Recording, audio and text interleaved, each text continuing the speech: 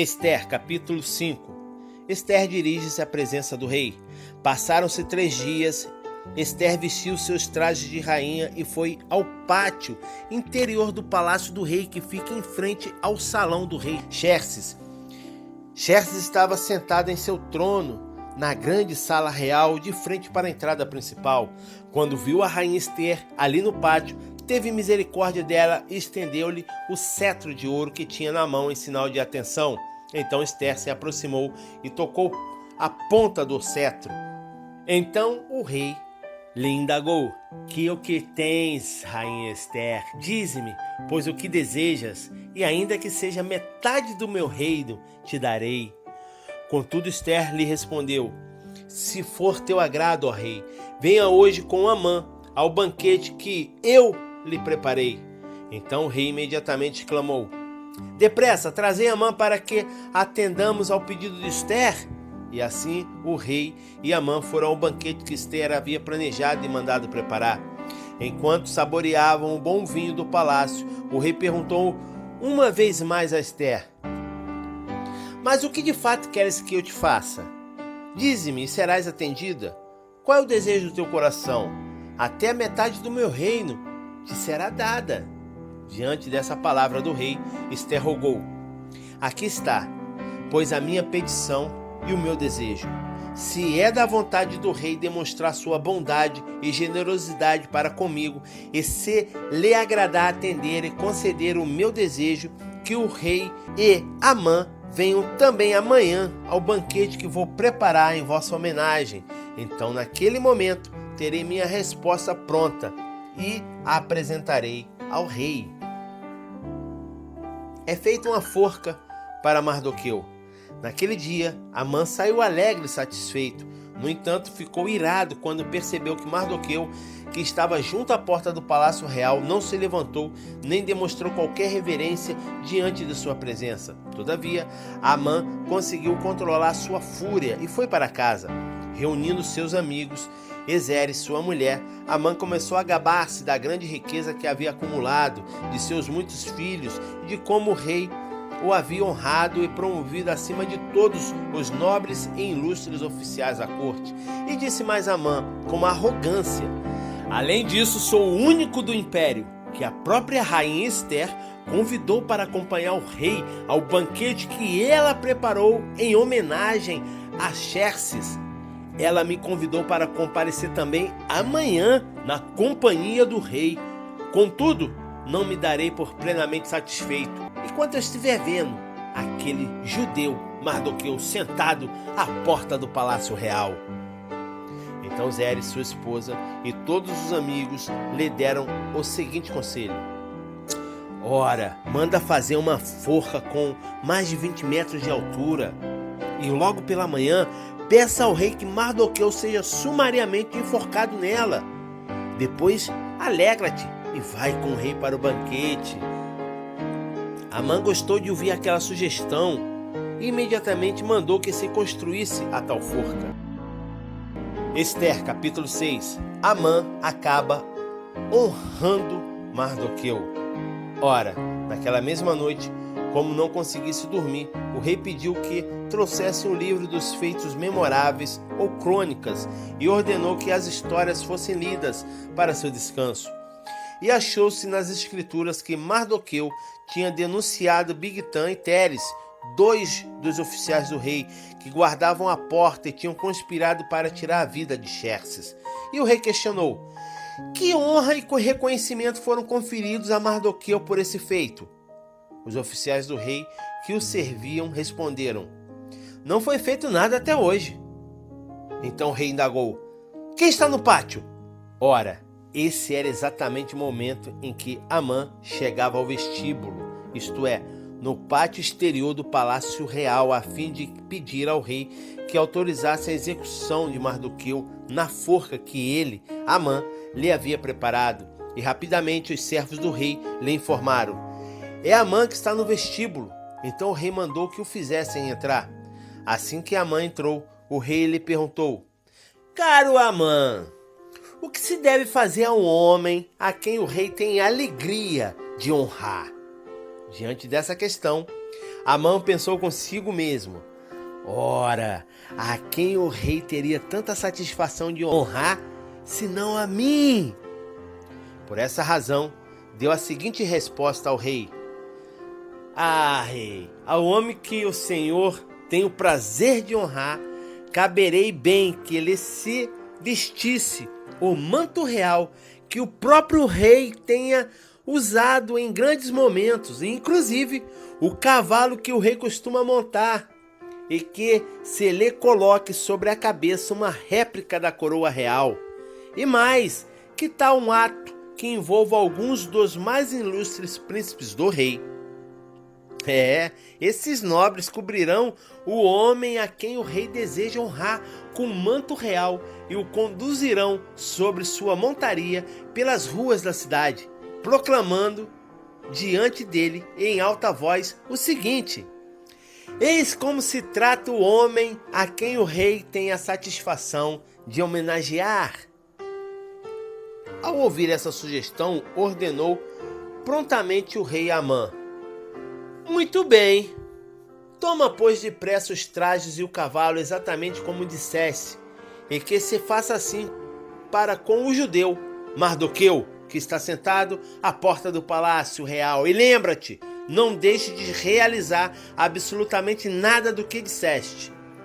Então Amã apanhou o cavalo, vestiu Mardoqueu com o manto real e o conduziu sobre o cavalo predileto do rei pelas ruas da cidade, gritando na frente dele: eis como se trata o homem a quem o rei tem a satisfação de homenagear.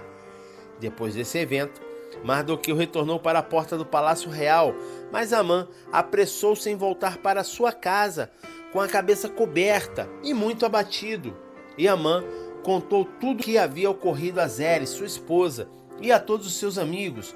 E tanto os seus amigos mais chegados como Zeres, sua esposa, lhe preveniram: se esse Mardoqueu, diante do qual já começastes a cair, é de linhagem dos judeus, não prevalecerás contra ele, mas com toda certeza a tua ruína está bem próxima.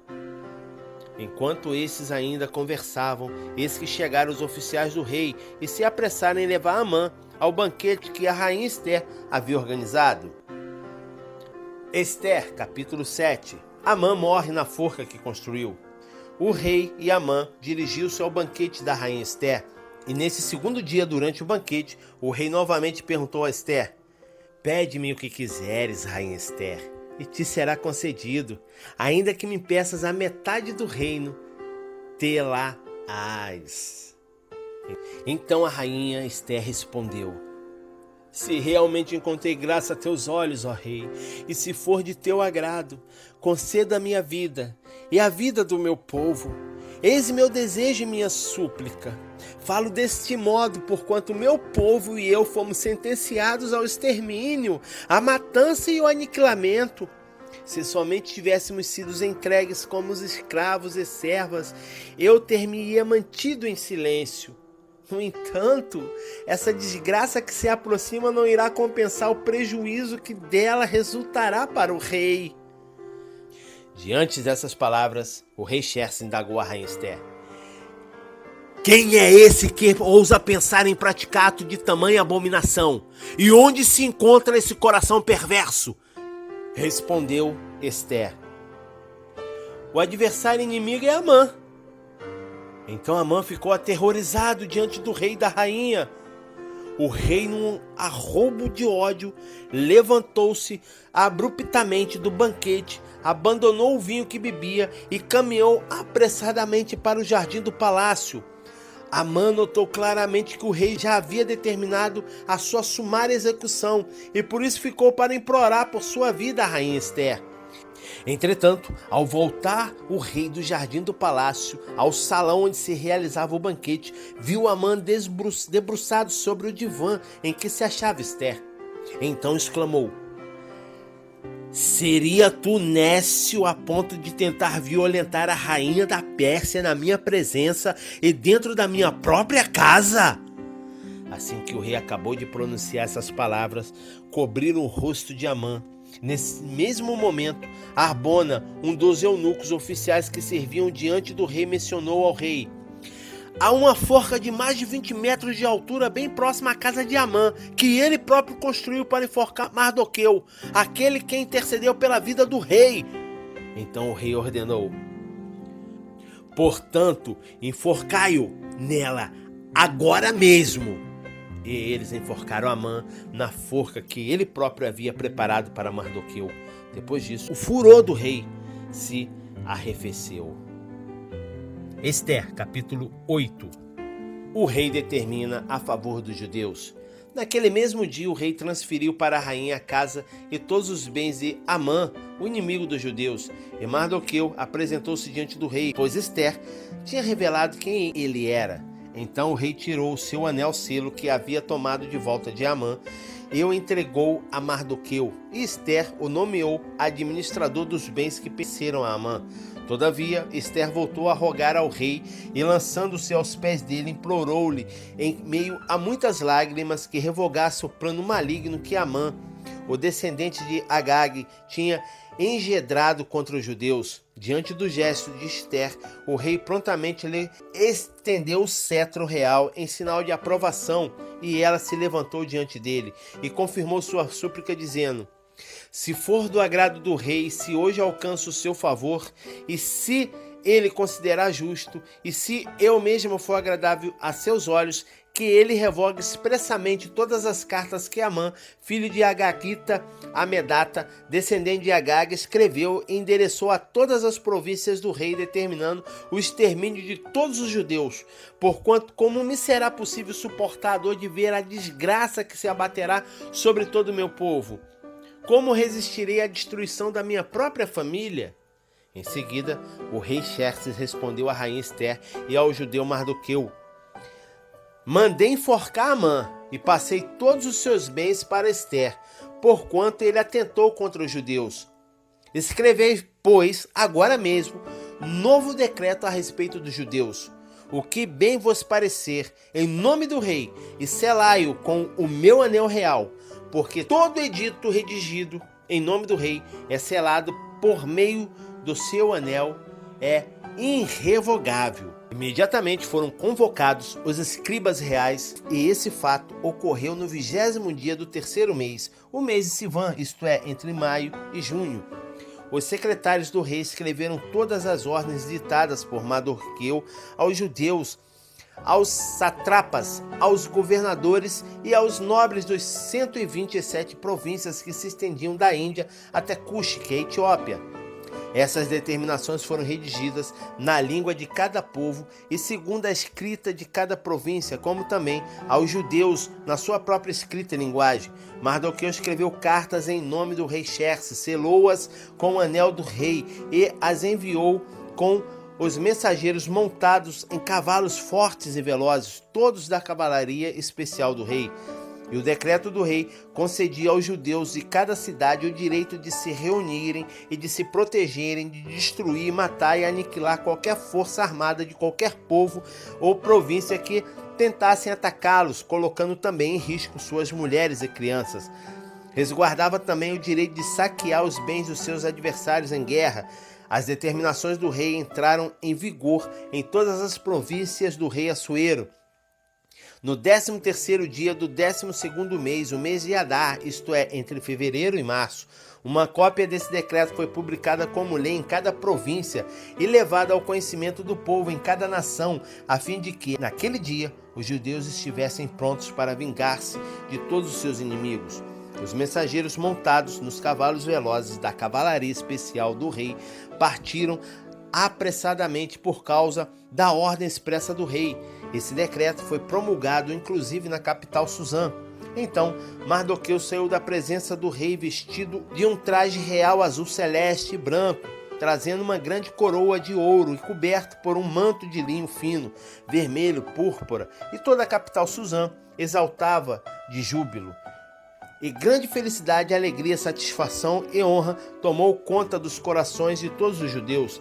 Em cada província, em cada cidade, onde quer que se anunciasse as ordens do decreto real, explodia entre os judeus grandes manifestações de contentamento, seguidas de animados banquetes e festas.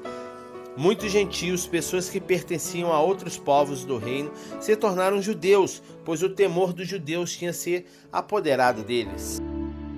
Ester, capítulo 9. A vingança dos judeus. Purim.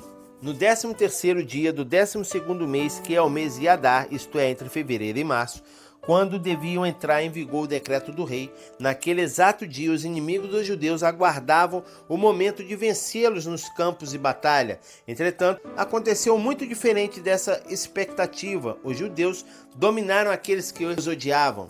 Os judeus se reuniram nas suas cidades, em todas as províncias do rei Assuero, para erguer a mão contra aqueles que procuravam seu aniquilamento. E ninguém conseguia resistir-lhes, pois o temor dos judeus havia caído sobre todos os povos. E todos os príncipes das províncias, os satrapas, os governadores e os administradores dos negócios do rei cooperavam com os judeus, porquanto grande era o temor que alimentava em relação a Mardoqueu. Mardoqueu exercia forte influência no palácio real e sua fama se espalhou por todas as províncias e ele foi se tornando cada vez mais poderoso e respeitado.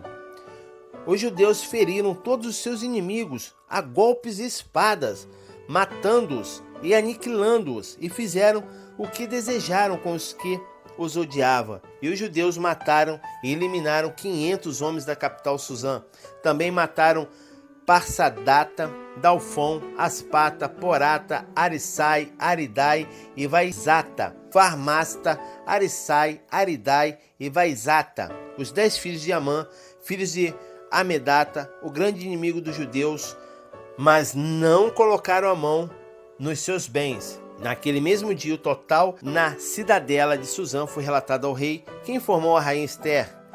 Os judeus mataram e liquidaram 500 homens e os 10 filhos de Amã na capital, Suzã. Que terão feito nas demais províncias do rei? Agora, pois, qual é a tua petição? Pede-me e será igualmente atendido. Qual é o teu desejo? Dize-me, e ele lhe será concedido.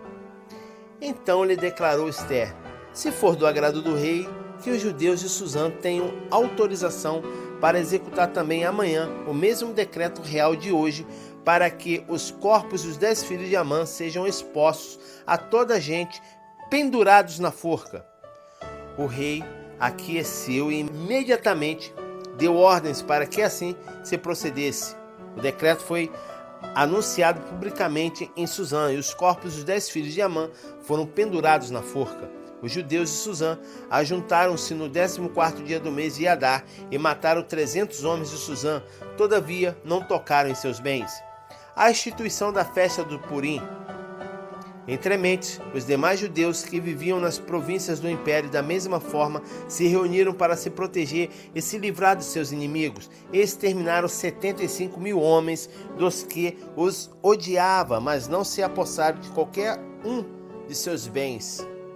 Todos esses fatos ocorreram no 13º mês de Adar, e no 14º dia descansaram e fizeram dessa data um dia memorável de festa e júbilo. Os judeus da capital Suzã, contudo, tinham se reunido no 13º e no 14º dia, e no 15º descansaram, e deles fizeram um dia memorável de banquetes e muita alegria. Por esse motivo, os judeus que vivem em vilas e aldeias comemoraram o 14º dia do mês de Adar como um dia de banquetes, honra e júbilo, um dia em que se envia porções de alimentos e presente uns aos outros. Mardoqueu registrou por escrito todos esses acontecimentos e enviou cartas a todos os judeus de todas as províncias do rei Assuero, Xerxes, tanto as mais próximas como as mais distantes em todo o reino. E ordenou-lhes que todos os anos lembrassem e guardassem o 14º e o 15º dia do mês de Adar, isto é, entre fevereiro e março, porquanto nesses dias os judeus livraram-se dos seus inimigos. Nesse mês, a sua humilhação e tristeza tornou-se em honra e júbilo, e o seu pranto num dia de festa. Escreveu-lhes recomendando que comemorassem aquelas datas memoráveis, como dias de festas e felicidades, de trocas de saudações e presentes e de ofertas aos pobres. Assim, os judeus passaram a observar a tradição de realizar aquela celebração conforme Mardoqueu lhe havia prescrito, pois Amã filho do Agagita Amedata, inimigo de todos os judeus, tinha tramado malignamente contra eles, tentando exterminá-los, e para tanto havia lançado o pur, isto é, a sorte, com o objetivo de conhecer a melhor maneira de realizar a destruição total dos judeus. No entanto, quando esses sórdidos planos chegaram ao conhecimento do rei por intermédio de Ester, ele deu ordens expressas e por escrito para que a intenção maligna de Amã para com os judeus se voltasse contra a sua própria cabeça e para que ele e seus filhos fossem executados e pendurados na forca. Por isso, aqueles dias ficaram conhecidos na história pelo nome de Purim, por causa da expressão pur, considerando tudo o que estava escrito nesta carta, o que tinha visto e o que de fato havia acontecido em todo o reino. Os judeus decidiram estabelecer o costume de que eles e os seus descendentes e todos os que se tornassem judeus não deixariam de celebrar anualmente esses 2 dias memoráveis, exatamente da forma estabelecida, descrita na carta e em suas datas certas. Esses 2 dias seriam lembrados e guardados em cada família, em todas as gerações, em todas as províncias e em cidades. Esses dias de Purim não seriam revogados jamais entre os judeus, e os seus descendentes os haveria de lembrar e celebrar para sempre. Então a rainha Hadassah bat Abihail, que é Ester, filha de Abiail, e o judeu Mordecai, que quer dizer Mardoqueu, escreveram com toda a autoridade uma segunda carta a fim de confirmar todas as instruções da primeira acerca da celebração dos Purim. Mardoqueu enviou cartas a todos os judeus dos 127 províncias do Império de Assuero, que é Xerxes, desejando-lhes paz, segurança e prosperidade, e confirmando que os dias dos Purim deveria ser comemorado nas datas exatas e determinadas conforme o judeu Mardoqueu e a rainha Ester haviam estabelecido, e decretado para si mesmo, para todos os judeus e para os seus descendentes de todas as gerações, e acrescentou observações sobre os tempos de jejum, lamentação e preparação. A ordem expressa da rainha Ester confirmou todos os regulamentos para a correta observação dos Purim, e todas essas instruções foram escritas em um livro de registros históricos. Ester, capítulo 10. Mardoqueu é honrado pelo rei. Passados esses acontecimentos, o rei Assuero, que é Xerxes, impôs tributos a todo o império, até sobre as restantes regiões costeiras. Todos os seus atos de majestade, força e poder, bem como o relato completo da grandeza com que honrou e exaltou Mardoqueu, estão registrados no livro de crônicas dos reis da Média e da Pérsia. O judeu Mardoqueu foi o segundo na hierarquia do império, logo depois do rei Assuero, Xerxes. Era um homem notável, ilustre e de grande influência entre todos os judeus, e amado pela multidão de seus irmãos, porquanto trabalhava sempre para o bem do seu povo, promovendo a justiça e o bem-estar entre todos de seu tempo.